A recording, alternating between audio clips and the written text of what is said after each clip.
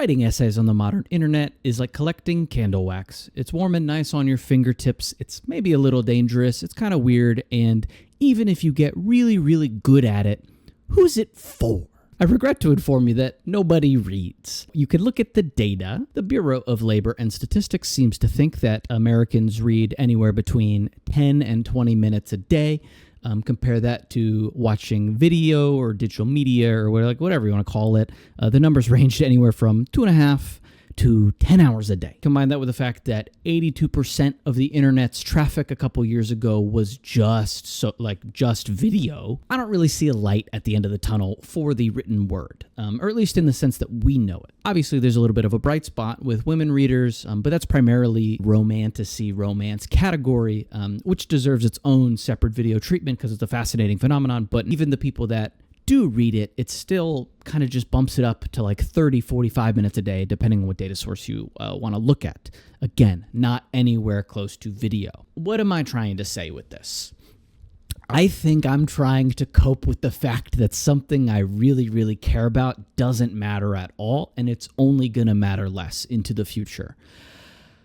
I love books, I love essays, I love writing. I was kind of an indoor kid. I read a ton of books. If you're American, I was an accelerated reader nut. The idea of somebody writing something is truly romantic to me. Like somebody all alone coming up with something, working through something sad or beautiful or hard to explain or like a big idea, putting it into this physical format and then sending it off into the void for somebody else to pick up off the ground and then have this picture painted in their mind of what this person wanted to say. It's like this intimate, crazy thing that video does, but not in the same way. I've been making videos for a little while. You can find my other stuff on the internet if you're interested. For me, this is performing in a way that writing isn't. The challenge with this versus writing down something is I get so many tries to do writing the way that I want to do.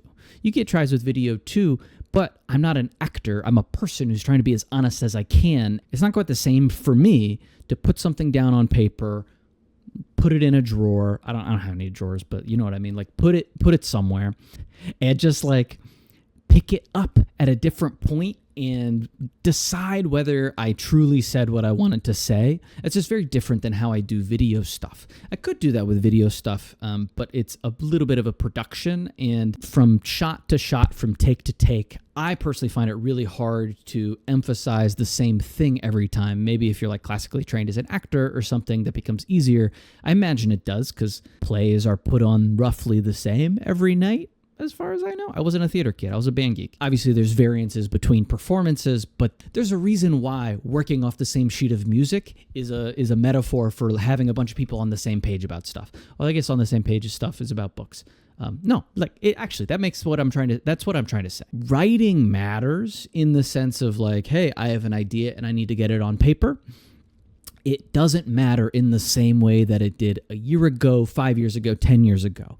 I'm just talking about the social video part of it, but also the AI part of it has nuked whatever was remaining. Go check self-published Amazon books. You get the same slop over and over again, kind of like in tweaked different formats. We've trained a shadow culture on like this hustle grind thing where if there's like any tiny bit of repeatable arbitrage in an economic system somewhere, you're gonna have somebody that doesn't care about the thing, but they learn that drop shipping fidget spinners can earn them an extra couple $100 a month. More power to them, free markets, whatever. But the point is the craft of a lot of things goes away when you have all of these competitive elements in there. And I think social video in general, but social video and what we've done with content really changes how creativity happens. It's a race to the bottom. It's always been that, but it's like this hyper accelerated race to the bottom. And we don't actually pay anybody for the things that they're creating because we have this hyper competitive system that primarily benefits the platforms that you're posting stuff on. So like, I don't think ideas go away.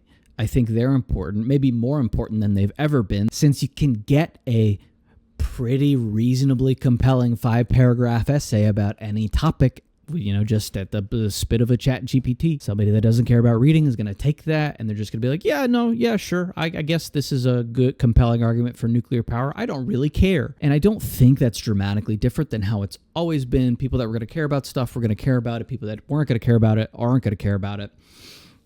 I do think there's an interesting thing here where people that wanted to be right are now torturing AI models to just spit out a statistic that supports what they were saying anyway. There's no version of a bunch of intrepid writers writing a bunch of essays that outpaces the tidal wave of ChatGPT, Grok, Claude, whatever slop tidal wave. So I'm not sure what the solution is there. It's probably to not argue with people on the internet anymore. Very hard to do.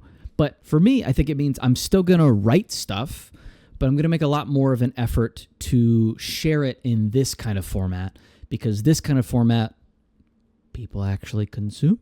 I do think there's a specific type of person that gets particularly one-shot by short-form text, think old Twitter. I'm one of those kinds of people where the little paragraph-sized tidbits of interesting esoterica just really scratches a specific part of my brain. It's really a bummer that I can't go on Twitter without instantly getting assaulted with rage bait, nation state actor propaganda, whatever is on Twitter these days. I'm not interested. But also, I don't really fit in on the blue sky part of the internet either. I'm not the demographic. I'm a veteran. I'm not an underrepresented anything other than, I guess, that. This is not what is going to have a meaningful impact on the discourse in that area without a lot of people kind of changing their first impression opinions of me. And that's okay. People deserve their spaces. I do think essays still have a use, primarily as a primary source document for a bunch of people to argue about. You can argue about videos. The discourse around a piece of media like a video is, I think, very different than the discourse around an essay. You can talk about paragraphs of the essay. You can talk about the individual facts. Did somebody not support it?